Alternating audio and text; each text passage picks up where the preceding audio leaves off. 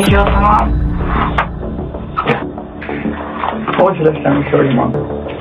We just went to... Someone just knocked on my door. He said he just murdered someone. I'm sure.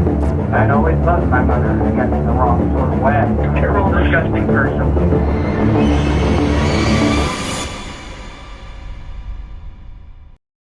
March 27, 2014. A young man stands on a stranger's doorstep in rural Texas. His hands are clean, his voice is steady, and when the door opens, he says 5 words that will shatter 2 families forever. I just murdered my mother. But that confession, it was only the beginning of a nightmare no one could have predicted. It's a Thursday morning in Robstown, Texas. Leanda and her husband Timothy are enjoying a rare day off together. The sun is warm, the neighborhood is quiet. Then comes the knock. Through the crack in the door, Leanda sees him, a teenage boy, maybe 18, standing on her porch. He looks calm, too calm. She asks what he needs. He doesn't flinch, doesn't look away. He just says, "Can you call 911? I murdered someone." For a moment, the world stops. Leanda's heart is pounding. Timothy rushes to the door. The boy repeats it, like he's ordering coffee. "I killed my mother, with a hammer." No tears, no panic, just cold, flat honesty. Leanda dials 911, her hands shaking. The dispatcher asks if she can put him on the phone. And when she does, the boy tells them exactly where to find the body. He gives them the address. He tells them what weapon he used. And then he waits, patient, polite, like he's done nothing wrong at all. Who is this boy? Why did he do it? And what did the police find when they arrived at that apartment 15 miles away? Let's rewind 12 hours. March 26th, late afternoon. Celeste McRae, the executive director of a hospice in Corpus Christi, is staring at her phone. Her employee, Kimberly Hill, hasn't shown up for work. Now, Kimberly isn't just any nurse. She's a former Marine, a Gulf War veteran, the only woman in her unit in Saudi Arabia. She's disciplined, dependable, devoted to her patients. Missing work. It's unthinkable. Celeste calls Kimberly's number. It rings. No answer. She tries again. Nothing. Then another employee mentions the police had called earlier, asking if Kimberly was at work. They'd been doing a wellness check. Celeste's stomach drops. Something is wrong. Very wrong. She grabs the director of patient care, and together they drive to Kimberly's apartment at the Windrush complex in Corpus Christi. When they arrive, the parking lot is flooded with red and blue lights. Police cars everywhere. Celeste approaches an officer, her voice tied with fear. "What happened? Is she okay?" The officer's face says it all. "I'm sorry. There's been an incident. We can't give you details right now." Celeste's knees nearly give out. Just yesterday, she'd spoken to Kimberly on the phone. March 26th. Kimberly had sounded fine, happy even. The next day was supposed to be her 51st birthday. A day of celebration. A day to honor a woman who'd served her country, raised her children, and cared for the dying with grace and compassion. But Kimberly Hill would never see that birthday, because somewhere in that apartment, behind that locked door, lay a crime scene so brutal, so calculated, that even seasoned detectives would struggle to process what they were about to see. The maintenance worker hands the officer a key. The door swings open, and immediately they know. The smell hits first, then the sight. The couch in the living room is drenched in blood. Clothes. Kimberly's clothes lie in a heap beside it, stained dark red. A trail of blood and drag marks leads down the hallway, past family photos of smiling faces, frozen in happier times. The officers follow the trail. It leads to the bedroom. Kimberly Hill is on the bed, 18 lacerations to her head. Her face is barely recognizable. Beside her, on the carpet, lies the weapon, a hammer, its head caked in dried blood. On the couch, they find a knife. The attack began there. In the bathroom, they discover a pile of men's clothing. Sneakers covered in long blonde hair, Kimberly's hair. Socks and pants speckled with red. There are smear marks in the bathtub, as if someone tried to wash the evidence away. But it's the notes that chill them to the bone, scattered throughout the apartment, like breadcrumbs left by a killer who wanted to be followed. One is placed deliberately on the trail of blood by the couch. It's addressed to Desiree, Kimberly's daughter. The message is written in neat handwriting, almost playful. Don't lose your head. She may yet live, although I doubt it. Hurry, Desiree. Sincerely, your brother. Your brother. The detectives freeze. This wasn't a stranger. This wasn't a robbery gone wrong. This was family, and the young man who confessed to Leanda and Timothy just hours ago. His name is Kevin Jazreel Davis, Kimberly Hill's 18-year-old son. But why? What could drive a teenage boy to murder the woman who gave him life? The detectives know they need answers, and Kevin Davis is about to give them more than they bargained for. Across town, Desiree Hill is in her apartment, unaware that her world is about to collapse. She's Kimberly's daughter, Kevin's half-sister. When the police knock on her door, she knows something is wrong. But she doesn't know how wrong. Not yet. They bring her to the station. Her boyfriend comes too, though he stays off camera for most of the interview. Desiree sits down, her face pale, her hands trembling. The detective speaks gently, but there's no easy way to say it. Desiree, I'm so sorry. Your mother is gone. Kevin killed her. The words don't land at first. They can't. She stares at the detective like he's speaking a foreign language. Then it hits. She doubles over, sobbing, gasping for air. No, no, no, no. He wouldn't do that. But the detective nods. He shows her the notes. He tells her about the crime scene. And then he tells her something that makes her blood run cold. Desiree, you are on the list.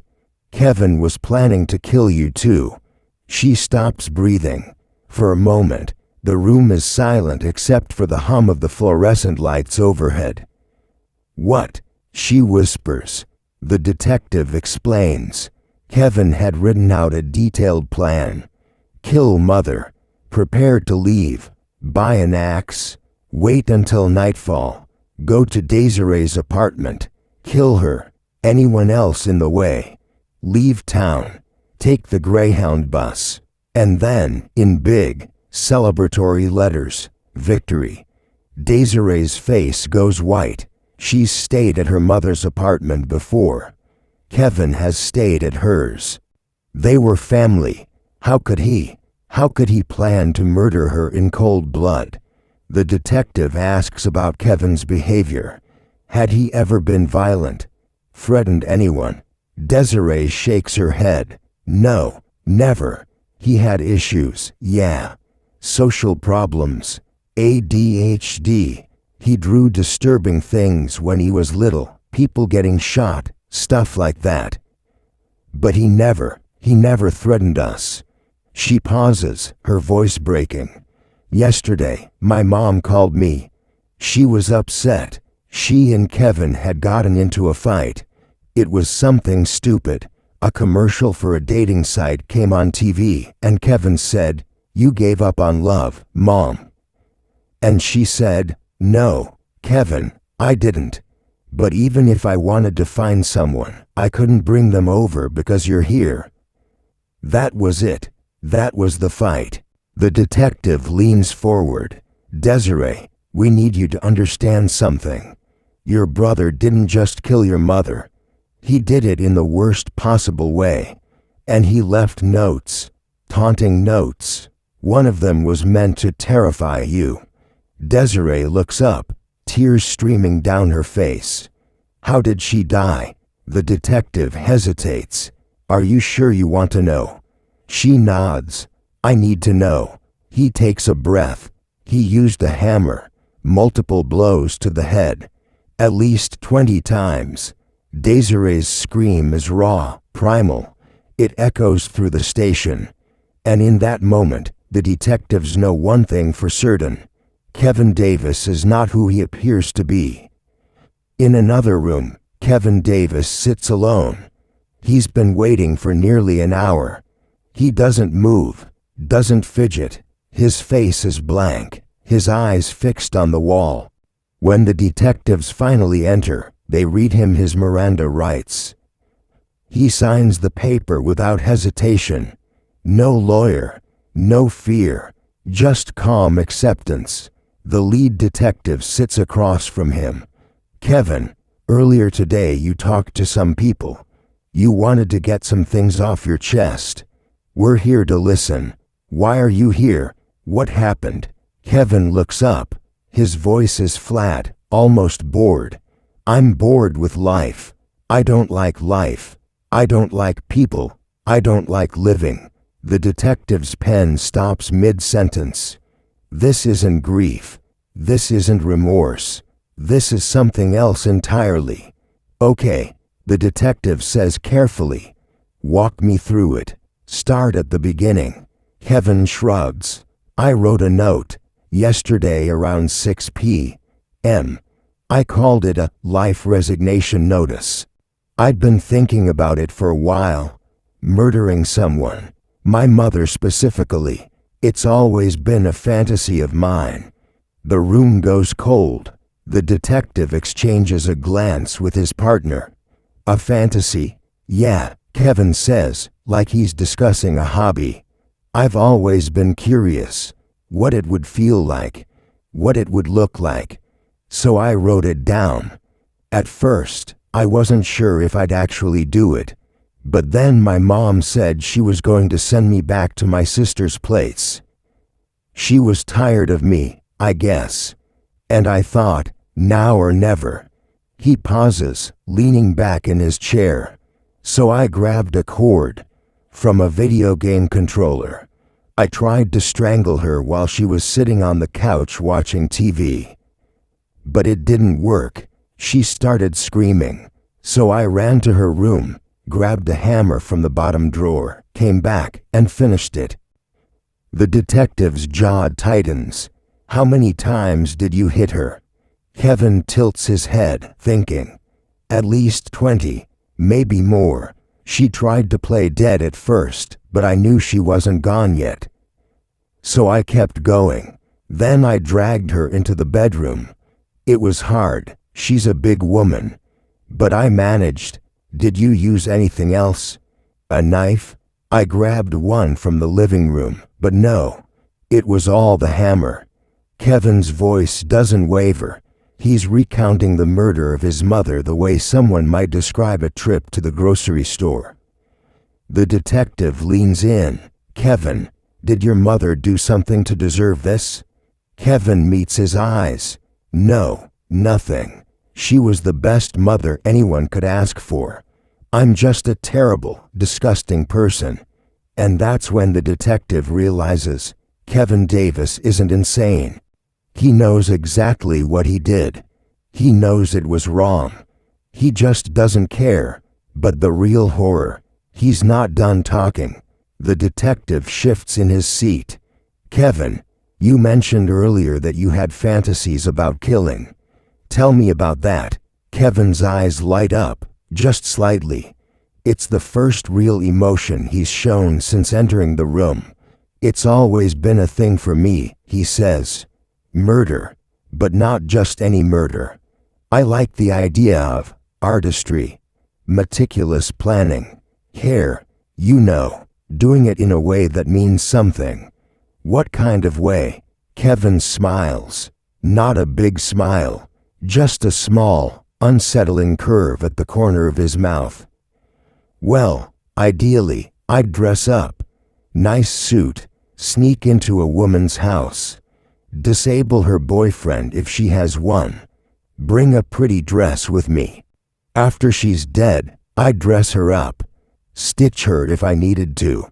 Make her look perfect. Then I'd spend time with her. And when I was done, I'd burn everything and disappear. The detective's pen hovers over his notepad. He doesn't write anything. He can't. Kevin, have you ever acted on these fantasies before? Besides your mother? Kevin pauses.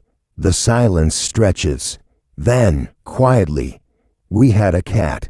A gray cat named Clara. I killed it, just because I was bored one day. You killed your family's cat. Yeah, it's mentioned in one of the notes I left. The PS part. I mean, it's harsh to say, but at the end of the day, it's just a piece of meat, right? He says it so casually, like he's discussing the weather. The detective feels his stomach turn. Kevin, do you feel any remorse for what you did to your mother? Kevin considers this. In a way, yes. But I wouldn't take it back. It's strange, really. I loved her. Just. In the wrong sort of way, I guess. What does that mean? I don't know. Maybe rage. Maybe something else. It's hard to explain. He looks down at his hands. I've had these thoughts since I was a preteen. But I never told anyone. I didn't think I needed help. I just accepted it as part of who I am. The detective leans back. Kevin, do you think you'd kill again if you had the chance? Kevin doesn't hesitate. Yes. Now, let's talk about the notes. Because Kevin didn't just murder his mother. He orchestrated a performance. A sick, twisted show designed to horrify everyone who found it. The first note, the life resignation notice, was written the day before the murder. March 26th, 6:51 p.m. It reads like a resignation letter from a job, but the job is life itself. I had a change of heart. I said I was going to do it, so now I need to stick to my word. I am a man, after all, albeit a hilarious one. Too much damn work, so many obligations. Seriously, people, but most of all, me. By the way, I've always fantasized about murdering. And you knew it. It's kind of funny how you never really know someone. Not even your own son or brother. Sorry for the bathroom mess, Mother. Good luck recovering from the shock, you too. Sincerely, or not, Kevin Jazreel Davis. P.S. I killed that stupid gray cat because I was bored one day. Sorry, I did. On the back of that same note, Kevin wrote out his murder plan.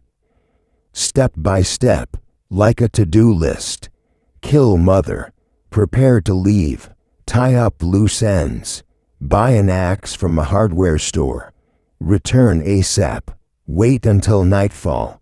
Go to Desiree's apartment. Kill her. Kill anyone else in the way. Leave for the Greyhound bus. Pack lightly. Laptop and bag. Carry on. And then, in big letters, victory. But here's the twist. Kevin never made it to Desiree's apartment. Not because he changed his mind, but because Kimberly told him something that made him panic. She said Desiree was coming to pick her up in a few minutes.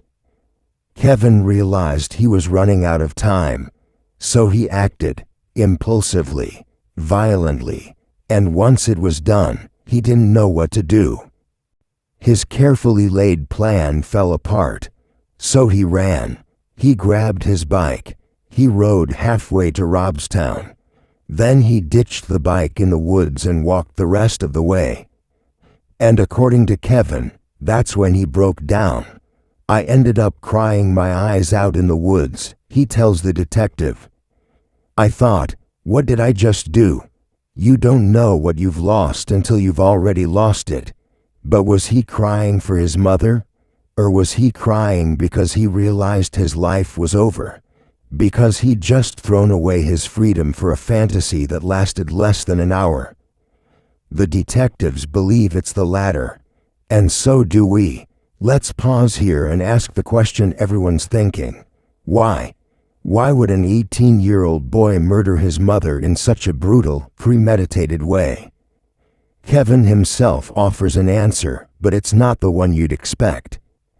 He doesn't blame abuse. He doesn't claim self-defense. He doesn't say his mother was cruel or neglectful. In fact, he does the opposite. She was the best mother anyone could ask for, Kevin says. She didn't deserve this. I'm just a terrible, disgusting person. So if it wasn't revenge, what was it? Experts who've analyzed this case point to several psychological factors. First, Kevin exhibits classic signs of antisocial personality disorder. He lacks empathy. He's detached from his emotions. He views people, even his own mother, as objects. At the end of the day, it's just a piece of meat, he says about her body. Second, there's the issue of psychopathy. Psychopaths often have abnormalities in the brain's reward systems, particularly in the prefrontal cortex and limbic system. These regions control pleasure, motivation, and emotional processing. For people like Kevin, ordinary life feels dull, meaningless. They need intense stimulation to feel anything at all. And for Kevin, that stimulation came in the form of violence. Third, there's the fantasy element. Kevin admits he's been fantasizing about murder since he was a preteen. He drew disturbing pictures as a child, people getting shot, violent scenes. His family brushed it off. Family looks past that kind of stuff, Kevin says. They try not to see it. But the signs were there. The obsession with death, the fascination with control, the desire to play God. And then there's the cat. Kevin killed the family's cat, just because I was bored one day. This isn't uncommon among serial killers. Many start with animals before escalating to humans. It's a way to test boundaries, to see what it feels like to take a life. And for Kevin, it wasn't enough. He needed more. But here's the most chilling part. Kevin isn't remorseful. He's reflective. He analyzes his own thoughts like a scientist studying a specimen. I've always loved my mother, I guess in the wrong sort of way, he says. What does that mean? Does he mean he loved her too much? That his love twisted into something dark and possessive? Or does he mean he never loved her at all, and he's just saying what he thinks people want to hear? We may never know, but one thing is certain. Kevin Davis is not the boy next door gone wrong. He's a predator, and if he hadn't been caught, Desiree would have been next. After his confession, Kevin Davis was arrested and charged with first-degree murder. Initially, he pleaded not guilty. His defense team likely hoped to argue diminished capacity, that Kevin's mental health issues prevented him from fully understanding his actions. But as the trial date approached, Kevin changed his plea. He admitted guilt, and according to his attorney, he was offered a deal, 60 years in prison. A life sentence, essentially, but with the possibility of parole in old age. Kevin refused. Why? Some speculate he believed he deserved worse, that he wanted to be punished to the fullest extent of the law. Others think he was holding out hope for a lesser sentence, convinced that his youth and mental state would sway the jury. If that was his plan, it backfired spectacularly. At trial, the jury was shown Kevin's full confession. They heard him describe the murder in meticulous detail. They saw the photos of Kimberly's body. They read the taunting notes. They listened to Desiree sob as she recounted her last conversation with her mother. And they learned about Kevin's plan to kill her too. The deliberation took less than an hour. Guilty, guilty, guilty. The judge sentenced Kevin Davis to life in prison without the possibility of parole. He would spend the rest of his days behind bars. And as of this video's posting, Kevin is housed at the John B. Connolly Unit in Kennedy, Texas, a psychiatric facility. Which means that at some point after his arrest, Kevin was diagnosed with a mental illness. Likely antisocial personality disorder, possibly psychopathy. We don't know for sure. The records are sealed, but here's what we do know. Kevin Davis is 30 years old now. He's been in prison for over a decade, and according to those who've studied his case, he's shown no signs of remorse. No growth, no change. He's the same boy who sat across from that detective and calmly described murdering his mother like it was a hobby. A curiosity, a box to check off his list. And that raises a haunting question. Are people like Kevin Davis born this way? Or are they made? Let's talk about the people Kevin left behind. Desiree Hill lost her mother and her brother in the same day. The woman who raised her, the boy she grew up with, both gone, one dead, one locked away forever. In the years since, Desiree has stayed out of the public eye. She doesn't do interviews. She doesn't speak at conferences. She's chosen privacy, healing, and we respect that, but we can imagine the weight she carries. The guilt. Could I have stopped it? Were there signs I missed? The fear. He had a plan to kill me. What if he'd succeeded? The grief. I'll never hear my mother's voice again. I'll never celebrate her birthday. I'll never tell her I love her. And the anger. How could he do this? How could my own brother take everything from me? Celeste McRae, Kimberly's boss, spoke briefly to the media after the murder. Kimberly was one of the most compassionate people I've ever known, she said. She cared for dying patients with such grace. She made their final days comfortable, peaceful, and she died in the most violent, horrific way imaginable. It's not fair. It's not right. Celeste paused, her voice breaking. We'll never forget her. And then there's the question of Kevin's father. Kevin mentions him once during the interrogation. His dad is no good, Desiree says. Kevin doesn't elaborate.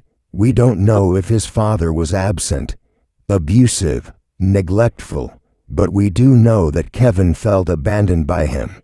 And some experts believe that abandonment may have played a role in Kevin's inability to form healthy attachments. But does that excuse what he did? Absolutely not. Plenty of people grow up in broken homes and don't murder their mothers. Kevin made a choice, and he chose violence. Today, Kimberly Hill's legacy lives on through the patients she cared for, the families she comforted, the Marines she served alongside. She was a hero, a healer, a mother, and she deserved so much better than the death she received. So where does that leave us? Kevin Davis confessed. He was convicted. He's in prison for life. Justice, in the legal sense, was served. But there's one question that haunts everyone who's studied this case. One question that Kevin himself couldn't or wouldn't answer. Why? Not why did he kill his mother? We know that. Boredom, fantasy, a twisted need for control. But why her? Why the woman who loved him unconditionally? Who fought for him? Who gave him chance after chance even when he pushed her away? Kevin says she did nothing wrong, that she was the best mother anyone could ask for.